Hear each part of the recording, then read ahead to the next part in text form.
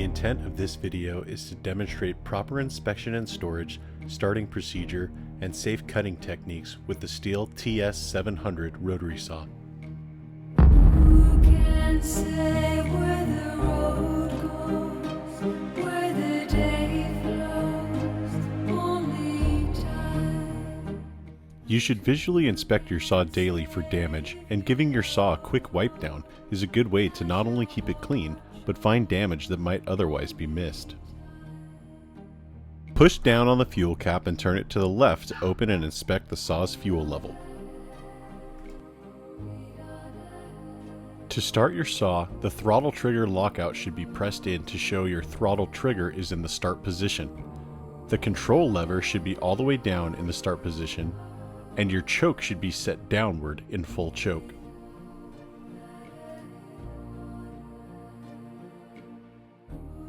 With your saw on the ground, place your right foot through the rear handle.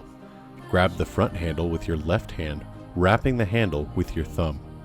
Grab the starter handle with your right hand and pull quickly and strongly. Once the saw turns over, move the choke to the middle position, which is half choke. Resume position and pull the starter handle until the saw starts. Once the saw is running, give the throttle a tug to move the control lever to the run position. Once the saw is warm, move the choke all the way up to the open position. You can check your saw by pulling the throttle trigger to about half or 3/4 throttle. Remember, the saw is designed to run under a load, so do not run it at full RPM when not under a load. Hold the rear handle tightly between your legs just above the knees, and hold the front handle with your left hand with your thumb wrapped around the handle. Pull the starter grip slowly till you feel it engage, then give it a brisk pull while pushing down on the front handle at the same time. When the saw turns over, move the choke to half choke, resume position, and pull the starter handle until the saw starts. Then give a quick tug on the throttle to bring the saw to idle.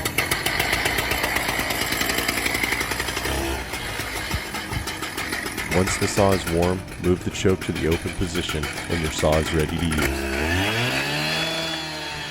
Return your saw to fire ready position by holding down the throttle trigger interlock and throttle trigger at the same time to lock them in place, and move your control lever all the way down to the start position.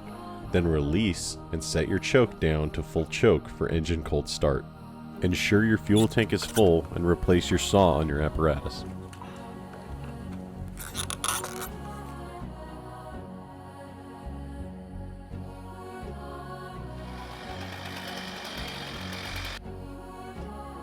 For horizontal cutting, rest your saw on the surface you plan to cut and use the rubber shock absorbers as a fulcrum to keep it stable.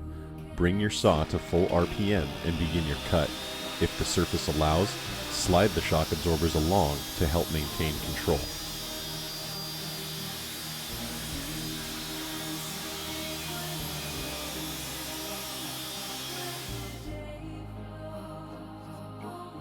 The same principles apply for vertical cutting.